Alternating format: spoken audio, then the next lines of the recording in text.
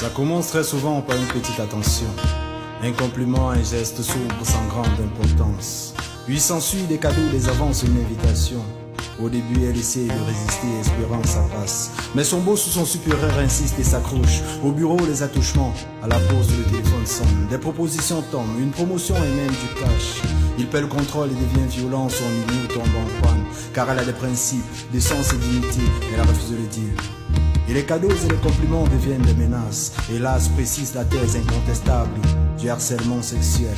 Un problème auquel plusieurs femmes font face dans les services.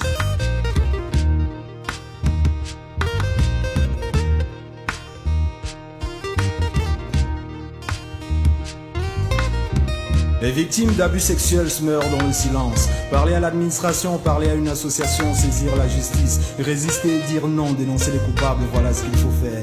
N'ayez plus peur, nous sommes là, désormais, ne pas se taire. Ne pas se taire.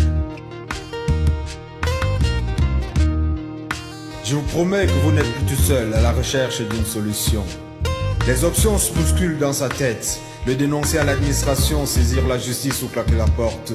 Solliciter l'aide d'une association. Elle veut parler mais est-ce qu'on l'écoute? L'hésitation crée l'autoflagellation. La pauvre victime au bout du compte se culpabilise et fait une dépression.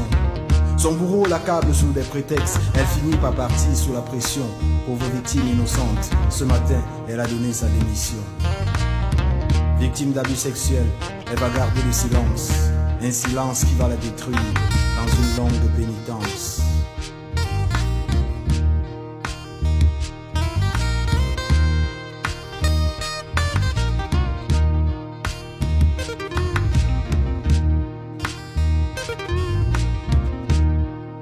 Situation oblige une nouvelle démarche.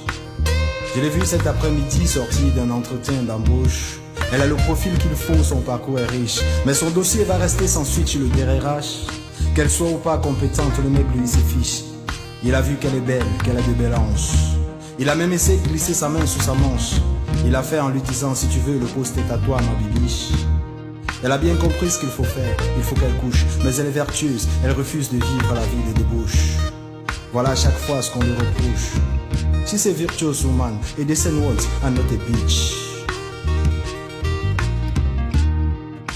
Les victimes d'abus sexuels se meurent dans le silence. Parler à l'administration, parler à une association, saisir la justice, résister, dire non, dénoncer les coupables, voilà ce qu'il faut faire. N'ayez plus peur, nous sommes là, désormais, ne pas se taire. Ne pas se taire.